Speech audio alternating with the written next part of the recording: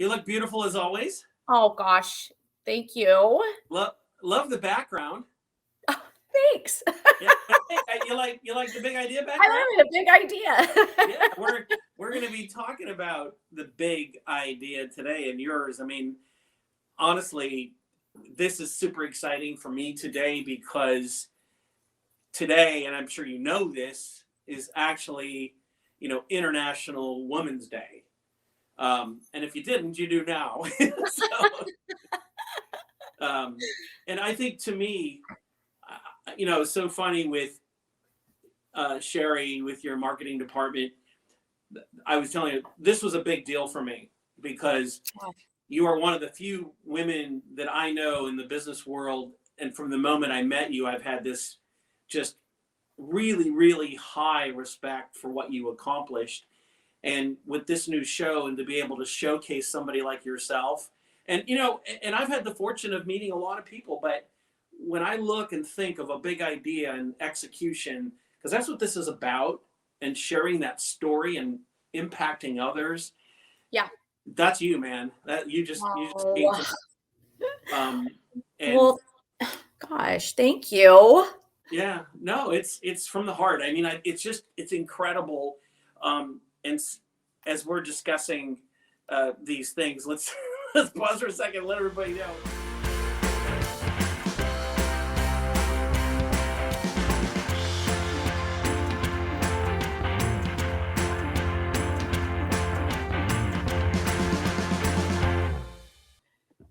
I am talking to, the CEO of Phoenix Salon Suites, Gina Rivera. She's an entrepreneur. You're a contributing style expert, beauty expert.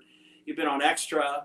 We're going to talk about Undercover Boss. We're going to talk about the roads that you've crossed. I mean, just literally the path that you've opened up and what you've done for women in this industry and the people in the salon industry. You're an author. You've been published over 200 times. An expert in fashion and style, magazine, Modern Salon. And to me, I thought it was pretty cool that you were published in Huffington Post, because that's a big deal in the world we live in. Today.com, and probably the most intriguing one for me was O Magazine, because I always wanted to be involved, and it was funny when I was breaking into television and doing what I was doing. Oprah really liked to discover people. So if you think of how she did that, it was incredible, her path that she did. So I guess I'm jealous. No. But today we're going to learn about Gina Rivera. We're going to share the story. And we're also going to, I think everybody's going to learn, if you're an aspiring woman in business, for that matter, anybody that's aspiring to do anything at a platform and take a dream and a vision and go to execution, that's what everybody's going to listen to and they're going to hear today. You've got a rich history. You have a very rich history in this beauty salon world. Growing up, 1929, your family started this? Right. Let's kind of just elaborate on that a little bit. Yeah. So, yes, I have a heritage that goes back all the way to 1929. We have over 27 now hairstylists in our family today. I grew up in the salon industry. My father was a hairdresser. My mother was a cosmetologist, and she did nails, and they had their own salon. And I grew up in the salon. I started sweeping hair probably before I was 7 years old. And I just gravitated towards it. And it was, in my DNA, and I always wanted to be part of it. And I loved everything about it. What was it like working in a family salon like that? The guidance that you got, obviously being around that and being surrounded by professionals in that environment, like how old were you, from like what age? Oh, I can remember I was, in kindergarten, first grade. I mean, Wow. 5, 6 years old. And I always like to tell the story how I would, I couldn't wait to leave school even at a young age and run to my parents' salon. I couldn't get there fast enough. And the minute I would get there, 6 years old, I would start, go in the back, and they had this back room, and my dad did a lot of perms back then, and my mom, and I would go back there and I would take the wraps off the perm rods and rinse the perm rods. And I just would run around, clean their brushes, sweep their hair, talk to their clients. And I even got to a point where I started shampooing some of them at probably 8 years old. And I'm Wow. so glad State Board never came in, because they would have shut us down for that. But I can remember, gosh, shampooing my dad's clients' hair when I was 8 years old, and they would tip me, 50 cents or $1. And till this day, I give a really good shampoo. Where was that? Where was the family location at in the beginning? So I was born in Amarillo, Texas. My parents left there when I was 3 years old and moved to Colorado Springs, Colorado. And that is where it all began. So it was in Colorado Springs, Colorado. And learning that in the process, in that environment, you obviously got the bug. But when did you decide? Because the distance from 14-year-olds doing shampoos to beauty school, and the commitment to go to beauty school, um, you know, was that a leap of faith, or did you just absolutely know that this was what you were going to do?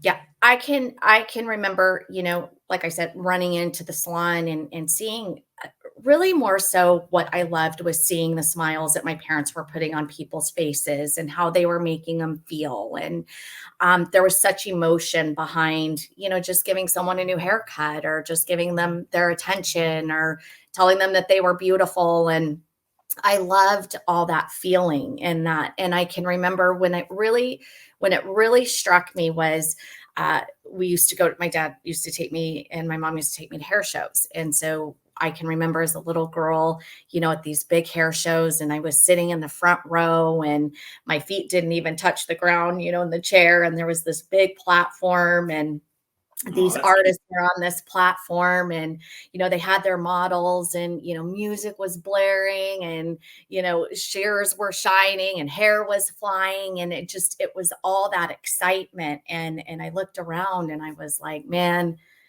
this is in my blood. I cannot get out of school fast enough to be a part of this. no. Is the stepping stone in salons today still? I mean, obviously not Phoenix salons, but in the stepping stone today for anybody like that when they come in as an intern or that process, is it still sweeping floors and doing all that stuff and learning the business? It is very much so. And I believe that's really so, when you want to go into the industry, of course you have to go to school, and different states require different hours to get your license, what have you. But I've always encouraged, and I did when I got out of cosmetology school, to go find, someone that is very well versed in the industry, and go apprentice underneath them. I believe that you almost learn more when you get out of school than when you're in school, because you're just really behind the chair, and you're learning the ropes. And it really does start at sweeping the hair, and learning sanitation and what have you. So I definitely always encourage apprenticeships. I think that they're really helpful, especially if you can get under someone. And I'm not just talking in hair, I'm talking in skincare, nails, whatever. If you know somebody that's, very, very good in that industry and can be a mentor to you, I definitely recommend that. It sounds like the total process was you were infatuated with very young, from the the customer walking in to the experience to the finished product, and we all feel wonderful when we feel great and we look good. You and I've talked about that before, Yeah. and that's the thing that I always felt like you were extra special at, because regardless of what you do, you have that way of helping people feel very special about not just the way they look. But now, when you finished beauty school, did you go back to work for your parents' salon there in Colorado Springs, or? Well, so when I was 17 years old, I was living in Colorado Springs at the time, and I hated high school. I hated high school. And I dropped out at 17 years old. And I I told my parents that I was going to a friend's house. Her name was Nikki. And I was going to spend the night. And I took a one-way flight to Arizona. And I dropped out of high school. And when I was in Arizona, I had a lot of ups and downs, a lot of things that I wasn't very proud of. But I always say that's when I learned to color my life. And so when I was in Arizona, I could apprentice without having a high school diploma. And you didn't have to have your license in Arizona at the time. Right. And so moving to Arizona, even at a young age, and I dropped out of high school, I was still apprenticing in a salon. And I was there for about almost 3 years, and I woke up one morning and I was like, gosh, Gina, what am I doing? I got to go back and get my high school diploma. And so I packed up. I went back to Colorado Springs. I went back to high school at 21 years old. I sat in the classroom. I finished my senior year and then went on to finish cosmetology because I still had several hours that I had to complete still, and finally got my license, cosmetology license, and my diploma when I was just shy of 22. That's awesome. I mean, we're going to talk. We're Yeah. going to talk about Color Your Life, which is spelled differently in you, but we are going to talk about that today. How many of you have actually been thinking about a backyard makeover? Do you wish you had room for a pool? Well, you're going to love this idea, and your family and friends, they're going to love it too. Get a Michael Phelps Swim Spa by Master Spas. A Michael Phelps Swim Spa combines the benefits of a pool with the therapy of a hot tub. It comes in a variety of sizes to complement almost any yard, even if it's a small backyard. Michael Phelps Swim Spas by Master Spas have a water current so you can swim, do aquatic exercises, and have fun with the kids. This will reinvent family time. The water buoyancy will relieve pressure on aching joints, and you can enjoy pure relaxation in the massage therapy seats of the swim spa. And since it's heated, you can use it year-round in any climate. Michael Phelps Swim Spas are 100% made in the USA by Master Spas, the world's largest swim spa manufacturer. You're going to love your Michael Phelps Swim Spa by Master Spas. Go to masterspas.com, put in the promo code BIGIDEA to save $1,000 on a Michael Phelps Swim Spa or $500 on a Master Spas hot tub. That's masterspas.com, promo code BIGIDEA. Now, we can let's just jump into the cosmetology aspect of it. You're working. Did you see a void in the industry that gave, because this is where the big idea, I think, maybe, I don't know exactly when it happened, but I want to share that, like, when was that happened to you, that you had a vision, the big idea for what it is today? And I know it's grown into that, but I always wanted to know did you see a void? Because it feels like that's maybe what happened, but I don't want to project my thoughts on that. Yeah.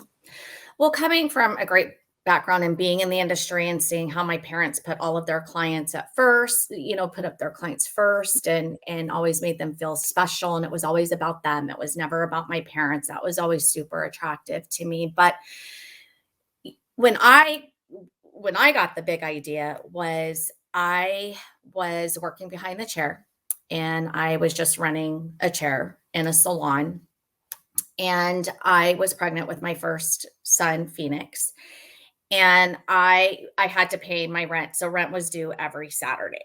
And you had to pay that every week to keep your booth, obviously. And I was pregnant and I went into labor with Phoenix almost 3 weeks early. And I wasn't there that Saturday because I had just had Phoenix. And so my boss at the owner of the salon at the time called my husband, Jason. She said, "Hey, Jason, where's Gina? She's not here today." And he said, "Oh, she had Phoenix a couple hours ago." She said, "Tell her congratulations. But if she wants to keep her booth, then somebody's got to get down here within the next 30 minutes to pay her rent. Ouch, that was rude. Yeah. And at that moment, I looked at Jason and I was like, I'm done. I'm not going back. I'm so tired of it always being about the owner and how they don't have great empathy for us as salon, professionals, and they don't have any empathy for what it is that we go through and, day to day. And I said, I'm not going back. And that is when I went and bought my very first salon, 2003. Phoenix was 6 weeks old. I took a regular concept salon. It had, like 5 chairs maybe. I took it over. I thought, oh my gosh, I'm crazy. I don't even know how to feed this baby. And I'm getting ready to buy a salon. I was like, I must have some big postpartum. Like, what am I doing? Like, what am I doing? But what I did was I just went in, and it was just super important for me to change that culture and start making it about the salon professionals and not, it wasn't, what I wanted, and, the color of towels I wanted and the music I wanted. And, they just didn't have, if you weren't at work and you didn't pay your rent, you were out. And so it was just really my goal to really go back to the heart of it all and what I loved about it and just make it about the salon professional. Yeah. That at that point was the beginning of Phoenix Salon as we know it today. But, and is it fair to say that the salons were named after your son? Yes. So Okay. That's where Phoenix comes from, after my first son, Phoenix, who is now almost 19, the senior. So boo. But yeah, so we named it. I really wanted to keep the heritage, keep the legacy going. And so I thought it would be really cool to, name the salon after my son, Phoenix. Yeah, and it's spelled perfectly too, because Yes. it's the whole experience is like a phoenix, right? But question for you: did you have because I know Jason's been very much involved with the execution on the business side, your husband, but for you, did you have the vision of a process, a footprint to duplicate at that time? And in your mind, I have to make something that's scalable? Because you think big, right? Did you think big at that moment to create a footprint that you could duplicate? Because that's something that I've always wanted to ask you. Yeah.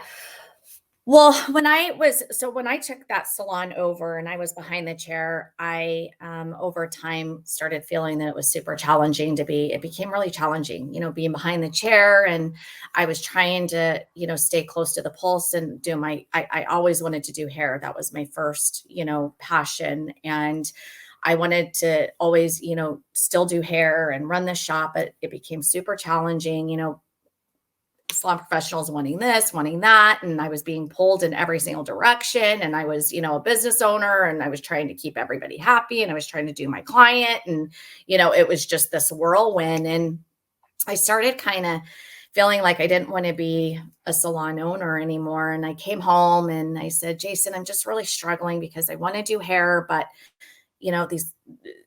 everybody's demands are getting to me, and I just feel like I'm stretched super thin. And he said, well, why don't you sell? And I said, well, I might. And I went to work a couple days later, and my salon was in the strip mall, and a couple doors up, there was this bike shop that was in this big, it had like 6,000 square feet. I want to say 5,000 square feet. And so they had went out overnight, and I sat there and I looked at that and I said, oh my gosh, I can remember when I was a little girl, before when my parents didn't have their salon anymore, she worked in a salon, and she had her own room in the back of the salon.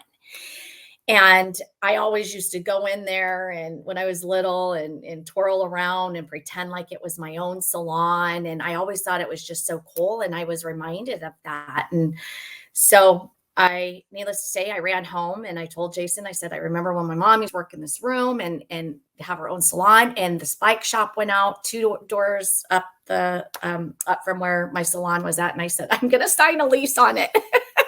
And I'm going to buy, and I'm going to build rooms. That's what I'm going to do. And so That's exactly what happened. I went and I signed a lease, and at first he said, Gina, that's just the dumbest idea in the world. And I was like, no, you got to stay with me, as he'll tell you, you don't argue with an Italian hairdresser. So I did. I don't went even up. argue with a hairdresser with scissors in their hand, but let alone Yeah. an Italian hairdresser. I went up, I signed the lease, and I built my very first Phoenix Salon Suites, and I had 22 suites in there. Well, this is what to me is cool, because you created a boutique environment and this concept of the suites, right? And which went on, and we'll talk about the franchise in a second, but between hairdressers, makeup artists, facial lash gurus, stylists, tattoo artists, it's kind of one-stop shopping for all these lifestyle specialists. And at what point did you just kind of take it from there? Because I think the next step is obviously the growth, and there's a lot in between, but the vision again of executing this concept and then saying, okay, I am going to franchise this across the country and literally now internationally. That's what I'm interested in, because I think a lot of people would like, all right, well, how'd you take it from there to there? Right. Was it all you guys? Did you, capitalize the growth? I mean, because franchising is a specialty, but at the same time, you had this footprint, which I think it's awesome. But how did you go from there to the next step? I'll never forget when I opened up my first Phoenix Salon Suites, when I had moved into the suite space. And I will never, ever forget, I had my own suite. I was behind the chair doing hair right when you walked in the door, and seeing the salon professionals come in and go into their suites and decorate them how they wanted to, invest their personalities and invest their time, and seeing the look on their face and the tears that came through their eyes because they finally owned their own business. And to me, I was like, this is changing lives. This isn't about me. This isn't about what I want. And at first I went into this selfishly because, I thought, these salon professionals were so demanding, and I kind of wanted to get away from all of that. And so I opened this up really virtually for myself, so I could have my own little suite, to work in, and everybody would leave me alone, and, boy, I was really humbled. I saw those salon professionals come in, and I saw their family hugging them and crying and commenting, I never thought nobody in our family would ever own their own business. And I mean, that's when I was like, wow. I mean, how exciting. Oh, it brings tears to my eyes when I think about it still. Yeah, I mean, I'm just feeling it. I'm feeling it with you now, because yeah, as you just mentioned, the moment that you decided after having Phoenix to say, you know what, I'm not going in there again. I want more out of my life. I want people to react to this and the craft and the things that you can share. And to hear that, it's like, oh my gosh, to see that, feel it, and see it come to fruition, and having that under one umbrella. And now you're touching thousands. I mean, what do you guys have? Over 300 locations now, right? Well, I mean, that grew into over 10,000 salon professionals that have their own business, that they're all entrepreneurs. I mean, it's theirs. And so we have, over 320 salons. We're expanding in Europe. Super excited about that. We just opened our very first international store in the UK, Manchester. Look at you go. Yeah. And I get this, I haven't even been to Europe yet. I've never been. So I cannot wait to go. Well, there's the beauty of having a scalable vision, right? Right. Because you're like, okay, I'll get there. I can relate to something on that. I've done so much television with Michael Phelps, as one of our sponsors, his Master Spas. I've never met Michael in person because how television works, right? And it's crazy because the assumption is there, but it's weird. It's just weird. But I can to have that type of vision and international and that footprint. now I'm going to bounce back to a little bit of the more of the entrepreneur on you, and then we'll kind of move on to one of my favorite subjects, and that's, you know, we're gonna talk about Undercover Boss here in a minute. Yeah. But I want to talk about by Gina, because as a product guy, now if that's not enough, you got to now start branch out into my Gina. And by the way, I have this that I use every day. That's infrared, everybody, right?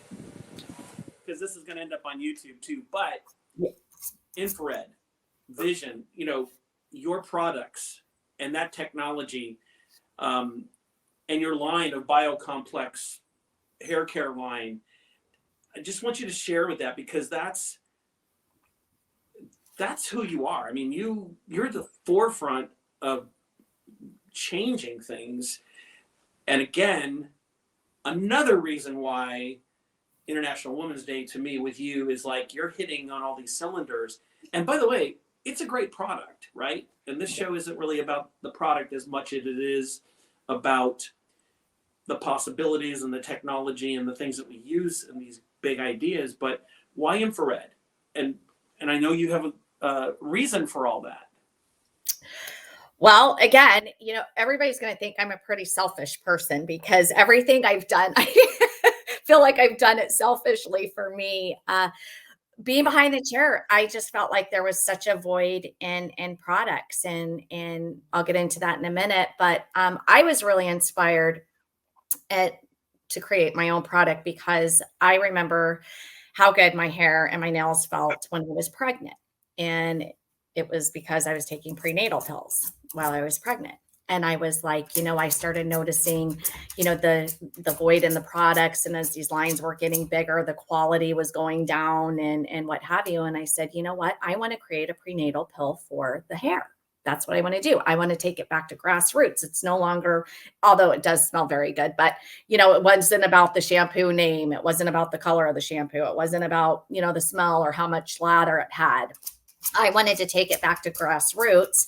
And of course, you have a healthy scalp, you have healthy hair, and there is, you know, proof to that, and that, you know, we need nutrients and what have you. So I created Biogen Complex, and it's biotin, collagen, all your B vitamins, and sulfate free. And so basically I wanted to create a prenatal pill for the hair. So I started with my Biogen Complex, and I created a shampoo, a conditioner, and then of course my signature product, Clutch Hairspray. And I did that because I'm the queen of hairspray. I use a lot. And so I created Clutch Hairspray. And again, it has the Biogen Complex. And so that was my first, you know, toe in the water with products. And then the main thing was my clients were coming in and they would always say, Gina, oh my gosh, you know, I think I'm frying my hair with my blow dryer. I'm frying my hair with, you know, why is my hair so damaged? And it was because of the flat irons and the blow dryers and all the heat. And I would tell them, you guys got to back off, you know, don't wash your hair every day. Don't dry it every day, you know, lay off your flat iron, only use it a couple times a week, if at all. And then it got me really thinking. And of course, infrared technology has been around for a very long time. It's actually used in barbecue grills. And what it does is it basically heats from the inside out, and it keeps all the moisture into the hair. And so it basically conditions the hair while you style. And I just fell in love with the whole infrared and what it does and its benefits and features. And so I created my fleet of infrared styling tools, which the blow dryer, the flat iron, and curling iron. Yeah, it's a game changer, and it's Oh been, yeah, for sure. it's been around for a long time. And I don't endorse your product. I use it because you gave me one. you gave me one from the Grammys Awards that we were backstage doing. And, you know, it's amazing how fast your hair dries with it, because it's like the moisture just seems to not hang around, for lack of a better description. But the thing that you just said is so relatable, not just from a marketing, but when you were talking about the neonatal vitamin for hair. Yep. It's so relatable. Yeah. the very thing, and have you seen the impact in the market with that type of branding and that type of marketing? Because I think for me, I hear that, and I never heard the neonatal part of it, but it's so relatable. And have you seen women respond to that? Oh yeah. Well, they fall in love with it because it just gives them, everything that they need, every nutrient that they need on top of what they're taking, internally with their vitamins and what have you. It's just kind of like a double dose. It's a double dose of, your biotin, your collagen, your B vitamins. And, the longer you use it, just like prenatal pills, the longer you take it, the more it builds up, the more beneficial it becomes, and it's like, it's just, once you start, you never go back. I have It's my boys. it's So my boys, I always say my family is my worst critic, right? And Right. my son Phoenix and my son Priest, we will go out of town. And I knew I made a good product when we went out of town one time and they were in their hotel room and we were in our whole hotel room, and I heard a knock at the door, and it was Phoenix and Priest, and they were like, "Mom, we forgot our shampoo and conditioner. Can I we have love it. some of yours?" And being teenage boys, young boys, they just use anything. I mean, if anything at all, they'll grab soap and just Right. use it Well, on we their all hair. gravitate. We all I gravitate was like, when they left and I gave them some, I was like, when it works. that was a really big compliment. My Right. kids are like, You just got an endorsement from your sons, right? Warm water, massaging jets, backyard convenience. The relaxing hot tub experience you've been dreaming of could be just a click away. We're giving away a Master Spa's premium hot tub, energy efficient, innovative design, and made in the USA. Go to masterspas.com/big idea for a chance to win a Master Spas hot tub. Again, go to masterspas.com/big idea for your opportunity to live life the better way. So let's talk about Undercover Boss. To me, you have been the queen of what you did, and obviously, I want you to tell this story, and most importantly, how did it happen, and then your experience on it. And as you listen to those for me, the most impressive thing about this is how you were able to take that and elevate it, because that's what you did. And you elevated it in Hollywood, which is one of the difficult environments. But how did Undercover Boss happen for you? Oh, that I'm gonna need some wine. Cheers. Cheers. Marty, get us some It gets me all like I'll have Marty get us a bottle of think wine. about it, like, Distance, right? I was at work one day and I always say I loved my box. I played well in my box. I was comfortable in my box, and I was behind the chair. I was Okay, married. I'll send it to you. Yeah. Nice bottle of Conundrum. Oh, that's funny. Yeah. So, and I was just, content in my life. I was building my clientele. The boys were playing popcorn or football. Jason was working. I mean, life was just, going smooth. And he called me one day and he said, "Hey, Gina, you know that show Undercover Boss?" And I was like, "Yeah," but I didn't watch a lot of TV at the time because I was busy and, I had heard of it and Right. I didn't really watch it. And he said, "Well, they're looking to feature Phoenix Salon Suites on one of their episodes." And I was just like, "Yeah, right." Didn't think anything of it. A couple weeks later, he calls me again at work, and this was on a Thursday. I'll never forget it. He said, "Remember I was telling you about an Undercover Boss?" He said, "Well, they want to come Tuesday and they want to interview us." And I was like, "Okay, first of all, no. I have no interest in doing TV. I am busy. I don't have time for this." And then the last thing that and I knew I had to cancel my day on Tuesday to go do this interview. And that's not a phone call that I wanted to make to my clients, because no client wants to hear they have to wait a few days longer before they can get their haircut.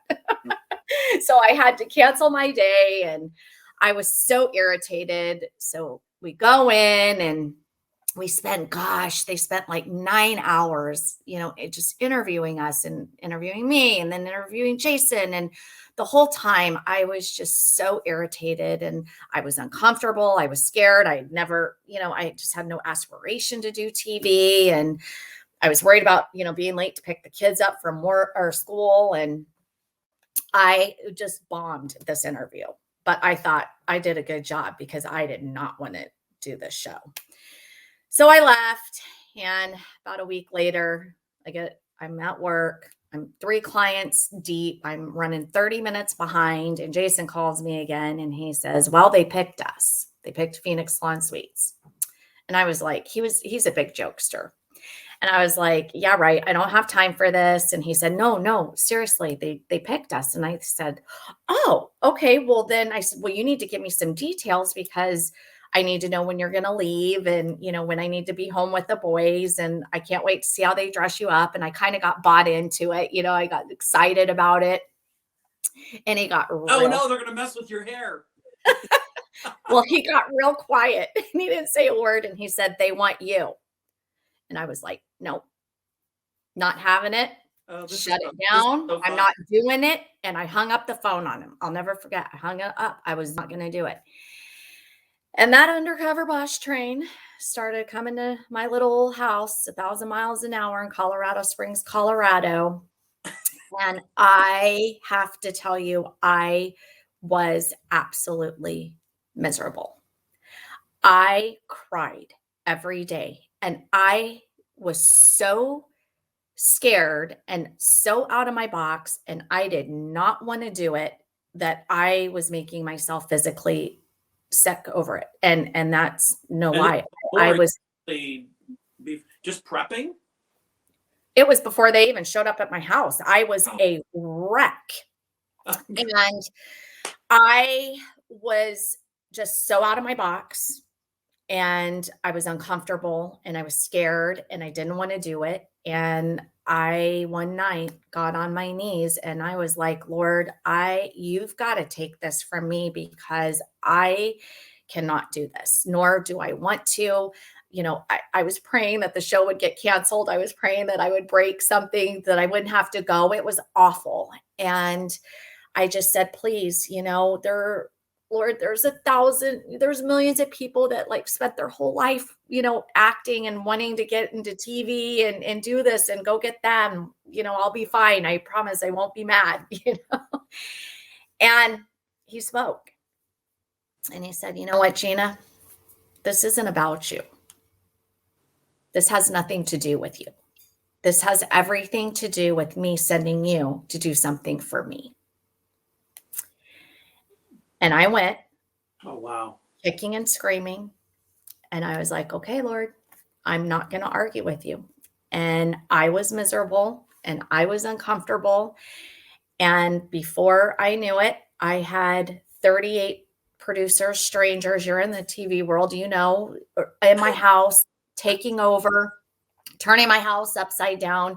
Here it was supposed to be this big secret. And I lived in this little neighborhood and they had all these big, huge camera jibs and trucks and cameramen were hanging from my trees in my backyard. And I was just swarmed with strangers in this world that I knew nothing about, nor wanted to be a part of it.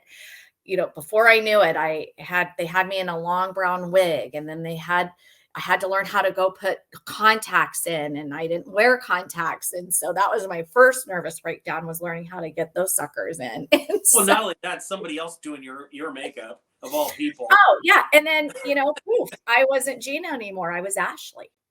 Yeah. Well, my whole being was gone. It's so fun to hear that, because what the fiber that I always look at when I listen to people, and this fiber that you've always had that's kind of risen through everything, is to help other people and have them feel comfortable. And I've had obviously the pleasure of knowing you, but to hear it this way is amazing, because not only I had no idea, this is awesome to hear this, that you went through that part of it. But now that episode of Undercover Boss to this day is one of the highest rated episodes that they've ever had. And if anybody hasn't seen it, I think that they should go see it, because if you tie this conversation together with the ultimate never giving up, grabbing your vision, executing your dreams, and most importantly, I believe, which is makes you an incredible individual and one of the top women in the country in the business, is that you've never sacrificed your integrity. And that's, to me, the perfect segue for the other effort that you're doing. And we'll kind of wrap it up with that on Color Your Life. Yeah. I know very little about it, other than I saw a little snippet of what you did down in San Diego on an aircraft carrier. But tell everybody about Color Your Life. And it's spelled COLOUR. Right. Is that an acronym for something? It is. Okay. So I spell color COLOUR, and each letter basically was something very significant and very impactful in my journey where I am today. And Undercover Boss really sparked that, because here I was so out of my box and I was scared to death and I didn't want to do it. And I was begging and pleading with the Lord. And, and then I go in and I do this show, and it became so much more than TV. I mean, I ended up going in and, meeting, these salon professionals that had thrown so much adversity and grief and everything that they had, into their passion and how much they loved it. And, as an owner, and they blessed me so much by even just their stories. And I thought, oh my gosh, I would have never been able to meet them and see that side of it. And, going in as a business owner, and seeing what I could do better, in my companies to make them better. And then, learning to meet people that these 38 producers became family to me. And I look back and I think, oh my gosh, it scares me to death. What if I wouldn't have done that show? What if I wouldn't have gotten out of my box? All the things I would have missed. And it was just such a huge blessing to me. And I started thinking about it, and I was like, I really want to share that journey, because getting back to Color Your Life, C stands for the can'ts. And, I'm going back to where I was just out of cosmetology school, and I had landed my very first job, and I go into work one day and my manager's like, Gina, I want to talk to you. And, I can't, I'm excited. I am thinking, oh my gosh, I'm going to get this raise. I'm going to get a promotion. And I go into her room, her office, and I sit down, and, she looks at me and she tells me that I'm never going to make it in the industry, and that I don't have what it takes. And I can remember that was the first time in my life that I was like, who is this woman telling me I can't do something that I love, and I can either let her drive me or defeat me? And, it was getting past, the can'ts, people telling you that you can't do something. Right. And then the second is me telling myself, I can't do TV. I can't write articles. I can't go back to high school. I can't, and I was wearing myself out with all these can'ts, and, learning to get that out of my head. And once I started, telling myself, yes, I can, is when, I started to go back to high school. I went back, I started writing articles. I did Undercover Boss, and just how it just gave me confidence, and it started to help me lose my fear, and then going into being out of your box and how uncomfortable that can be. But I always say that when you're uncomfortable is when you grow the most. And how I grew in so many areas. And it wasn't just TV. It was just, it changed me and who I was. So is the platform for Color Your Life, is it getting in there and being a motivational person and sharing and just because that seems to be wonderful for you.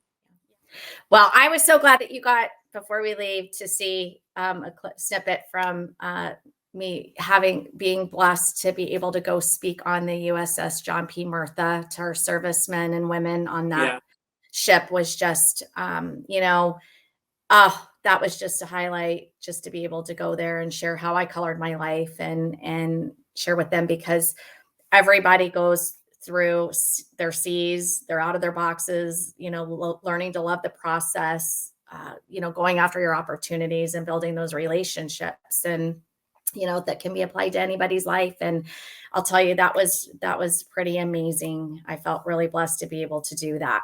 I love the intro. The guy called you one big badass. I was like, all right, because I just found out about that, which was really cool. But Yeah. everybody can go to YouTube. In fact, they can go to YouTube on your YouTube channel and see all that stuff. And if they're interested in Phoenix Salon Suites or any of that type of thing, and that would be where to go, right? PhoenixSalonSuites.com. So PhoenixSalonSuites.com. Also, my Instagram is at Beauty Expert Gina. So I'm on Instagram. I'm actually now on TikTok as well. Beauty Expert Gina. And then obviously Gina Rivera, my Facebook page. So I'm really on all platforms. Well, I love to hear from everybody. Yeah, I love to hear. And I love the idea that we can share this story and that you're, because you never know, right? But at the end of the day, I think this is just one big word, inspiration, right? I want everybody to know, obviously they're going to want to know how to get a hold of you, PhoenixSalonSuites.com. You're very accessible, although you have an army of people now, I know. I can't begin to thank you enough for today, because it's just super fun. And to share your story, and anybody's interested in, for their company events and color your life. And bottom line is, they're interested in Gina Rivera to change your life. Check this out, because this is what we all want to aspire to be.